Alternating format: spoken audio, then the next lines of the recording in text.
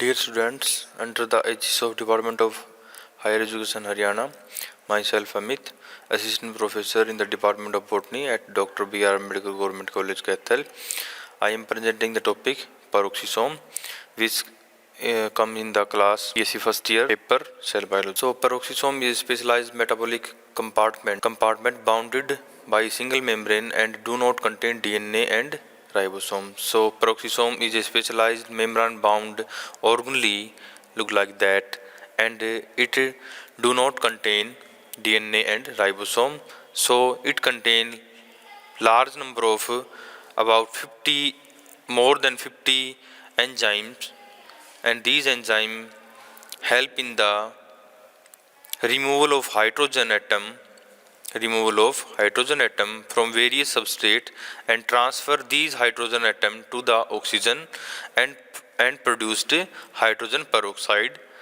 So because of the production of hydrogen peroxide, the organelle is named as peroxisome because of the peroxide. These reactions may have many different functions, like peroxisome use oxygen to break fatty acid into smaller molecules and transfer these smaller molecules to the mitochondria, where they are used as a fuel for cellular respiration. So peroxisomes and mitochondria share many properties which are similar in between these two organelles, like both are formed from the pre-existing organelles by the splitting. Both import proteins or another substances which are formed in the cytosol, and both engage in the similar type of oxidative metabolism. So these are three important similarities between the peroxisomes and mitochondria. Peroxisome is shown the photo taken from the leaf cell by transmission electron microscope, and chloroplast and mitochondria are in close proximity with the peroxisome because of their close proximity. These two organelles help the peroxisome in their different metabolic functions. So peroxisome are found in close proximity with the chloroplast and mitochondria. So in this photo you can see this is the chloroplast. This is the peroxisome. Peroxisome is a roughly spherical structure, and this roughly spherical structure consists of a core. So this is the core of peroxisome. This is the core, and this core consists of a large number of enzymes. So here large number of enzymes are present. This photo is taken from the leaf cell by transmission electron microscope. So mitochondria and chloroplast found in close proximity with the peroxisomes, and these organelles cooperate with the peroxisomes in certain metabolic functions. Peroxisome detoxify the alcohol and other harmful compound by transferring hydrogen from the poison or alcohol to the oxygen. So in the liver also peroxisome convert, or you can say detoxify the alcohol.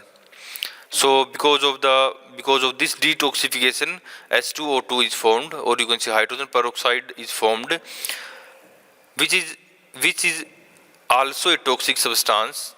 But our body consists of enzyme catalase, not written here, enzyme catalase,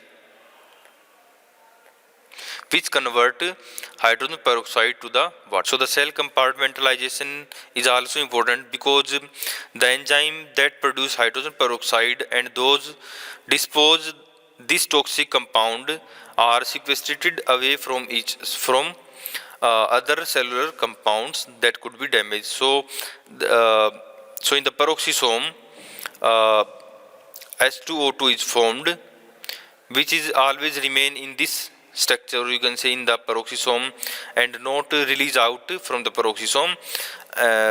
Because of the cell compartmentalization, other organelles is remain safe, because H2O2 is formed inside a particular organelle. If this H2O2 is liberated from this peroxisome, then this hydrogen peroxide can cause damage to the another cellular compound. So that's why the cell compartmentalization structure is important. So specialized peroxisomes named as glycosomes found in the plant seeds as a fat storing tissue. These organelles, or you can say glycosomes, contain enzyme. So these glycosomes contain enzyme that convert the fatty acids which store in the seeds and convert these fatty acids into the sugar, which is used by the emerging seedlings as a source of energy or carbon until it can produce its own sugar by the photosynthesis. So before the plant form its own leaf, or you can say green stem, it can use the store food which is converted from the fatty acid to the sugar by the glycosomes. Somes also found in the leaf in the photorespiration, or you can say C2 cycle, because photorespiration, because it can use oxygen and can liberate CO2. So in this photo you can say this is the diagram of C2 cycle, or you can say photorespiration. So during the photorespiration, three organelles are involved. One is known as chloroplast, second is known as peroxisome. So this second one is known as, this is the second one known as peroxisome, and third one is known as mitochondria. So this is the third one is known as mitochondria. These three organelles are involved in the C2 cycle, or you can say photorespiration. So in this photo also you can say the peroxisomes contain many enzymes and oxidize various organic substance, and this peroxisome, so this is the peroxisome, is a semicircular, or you can say semispherical structure found in the plant cell. So this is the plant cell and contain a core of, so this is the core of peroxisomes, and this core contains large number of enzymes. Peroxisomes also contain catalase. So catalase, I told you before, catalase convert hydrogen peroxide into the oxygen and water. So catalase break down the hydrogen peroxide. So look like lysosomes is also a single membrane bound organelles, contain large number of enzyme, but as we know that the lysosomes gain its enzyme from the ER, or you can say rough ER, left endoplasmic reticulum, or from the Golgi bodies. But the peroxisomes synthesize their enzyme by the free ribosomes and also from the cytoplasm. So this is the a structural difference between the peroxisomes and lysosomes. All the peroxisomes contain enzyme whose action result in the hydrogen peroxide. So all the peroxisomes convert, or you can say produced hydrogen peroxide. This is the another difference between the lysosomes and peroxisomes. So lysosomes do not produce hydrogen peroxide, but peroxisomes produced hydrogen peroxide. So you can see in this reactions, this is the substrate contain hydrogen, and peroxisomes use the oxygen and convert and transfer the hydrogen from the substrate to the oxygen. So that's why the hydrogen peroxide is formed.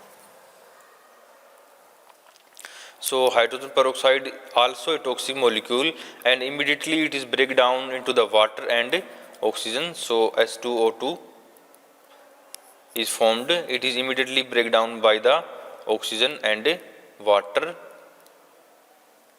by the catalase enzyme. So here catalase enzyme come in the action. When the hydrogen peroxide you can practically see when a cut is make in your hand or any part of the body and you applied hydrogen peroxide, then the bubbles are formed, because our body, or you can say our cell or our veins contain large number of catalase, and this catalase break down the H2O2 and liberate large number of pure oxygen and water. That's why the bubbles are formed when we applied hydrogen peroxide to the wound. So the efficiency of catalase is very extremely high. The reaction rate is around 20,000 reactions per second. So peroxisomes also metabolic assist the other organelles like synthesizing and breakdown of lipids. So in the liver, peroxisome produced bile salt from the cholesterol, and this bile salt help in the breakdown of fatty acid. So in 1992, a movie named as Lorenzo Oils. In this movie, a peroxisomes in the Boy's cell is lack a membrane protein needed to import a specific enzyme or a long chain of fatty acid from the cytoplasm. So that's why the long chain of fatty acids accumulate in the brain and he suffer from a neurological damage, and this disorder is named as adrenoleukodystrophy. So metabolic reaction carried out by the peroxisomes. So the name peroxisomes because is the site of synthesis and degradation of hydrogen peroxide, because hydrogen peroxide is formed in the peroxisomes and degrade. So first is formed and hydrogen peroxide is degrade. So hydrogen peroxide is a highly reactive and toxic oxidizing agent.